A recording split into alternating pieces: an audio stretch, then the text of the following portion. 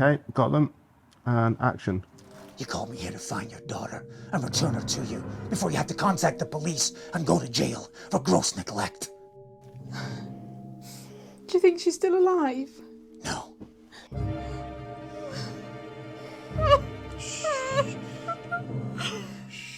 It's okay. It's okay, sweetheart. There's still hope. No. No, there's not. So with Mr. Justice, which was originally called Johnny, which I realised quite recently was an awful name, me and Tony came up with this character about 14 years ago. And then they announced the iPhone 15 Pro Max with ProRes 422 log. And I don't think I've been so excited for a product in my entire life, but I had to test it. So I wrote another script called Geist, and I got a couple of friends involved, and we shot this short film over 4 hours, and I got the footage home, and I couldn't believe just how good it was. It had its flaws that you get with an iPhone type sensor, but overall, I mean, it was exciting because now I could just go out and shoot something. So I went back to Mr. Justice and I reread it, and I knew that we could make this film and we could make it really impressive, but I needed something. And so I got in touch with the folks at REEFLEX.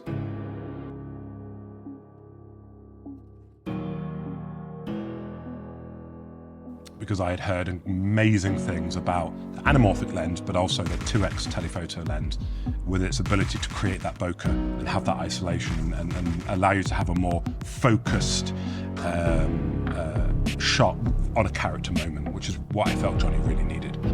And the thing with that anamorphic lens is it really matches that kind of old school Panavision. You know, that those really beautiful wides that are sweeping. And there's one shot in the film that Mr. Justice was going to walk into and walk up to. So they walk in through the front door, he walks into the frame and then walks up to the doll maker. But it's the anamorphic width that gives it that cinematic beauty. You're taking in the detail of the location. You're focusing on the movement of the character, but you're also seeing the lighting. It's setting up that scene and the geography of the scene in a way that's beautiful. It doesn't just feel like I've cut to a wide because I want the audience to understand where we are. It feels like that wide is an important part of the character of the scene. And I remember shooting it and being like, that's the money shot right there. That's a shot that when you show people, they're going to go, damn, you know, when you see Johnny walking down under the arches of Manchester and Castlefield, that beautiful Panavision style width is what gives it that real cinematic noir feel. And the way that it interacts with the light, and it's just got this tiny little hint of lens flare. It's not too much. It doesn't go full J.J. Abrams. But there's really no point in having that wonderful Panavision if you can't have the frame rate and the shutter speed that you want, because you don't get that wonderful motion blur. That's what makes film feel like film.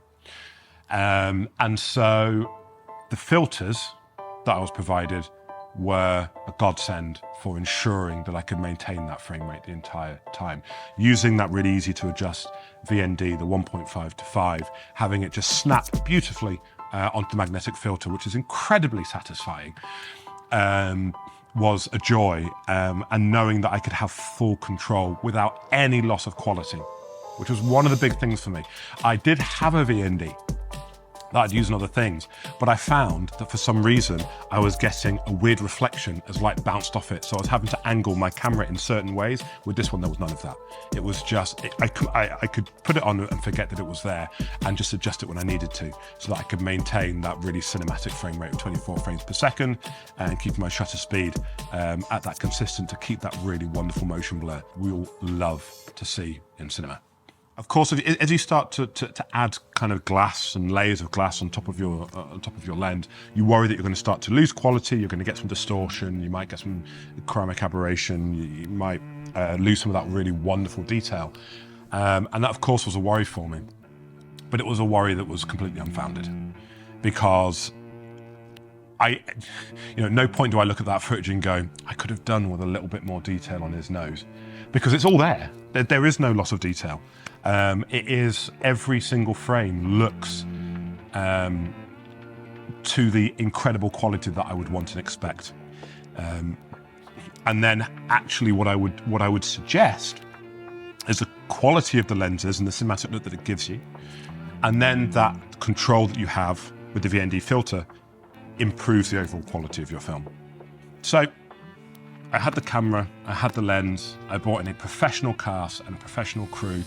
I think that's one of the big things that indie filmmakers make a mistake of, is they just bring in their friends, and unless your friend is a really great actor, you end up with a not particularly professional set. And they all got on board immediately with the script. They loved it, and they also loved the idea of shooting on iPhone with these lenses. It was really intriguing to them, especially once I showed them the footage from Geist and told them that with these lenses, it was going to be taken to the next level. And not one person batted an eyelid. Nobody was like, shoot an iPhone, it's a bit amateur. They were actually really intrigued to see what we could do. And when they saw the footage, were incredibly surprised by just the quality, the combination of the iPhone, its incredible sensor, its incredible codec, and REEFLEX's lenses, giving it that more cinematic look. Look at that depth in the background. Like, look at that focus. Yeah. Like on an iPhone, you can't get that without the lens. The lens, whilst it does a 2x, which is nice and everything, what I love it for is just that bokeh and the soft focus here as well, and it gives it that richness. In summary, we had a wonderful time making Mr. Justice. I'm really, really proud of the film and all of the people who worked on the film with me, and incredibly thankful to REEFLEX for your support in getting it made. One thing I would say is that if you want to go out there and make your own film, iPhone filmmaking is a great option for anybody at any level to have the freedom to create. And you don't need external lenses, but I'm going to say right now that I won't be making films without these lenses moving forward, because I think what they gave to the film was incredible. Thank you very much for watching. If you want to see more behind the scenes or more of my journey with iPhone filmmaking and REEFLEX lenses, please subscribe to my Instagram, twy_guy. And if you have any questions, comments, ideas or thoughts, please leave a comment in the comment section. Cut. Got it. Wonderful.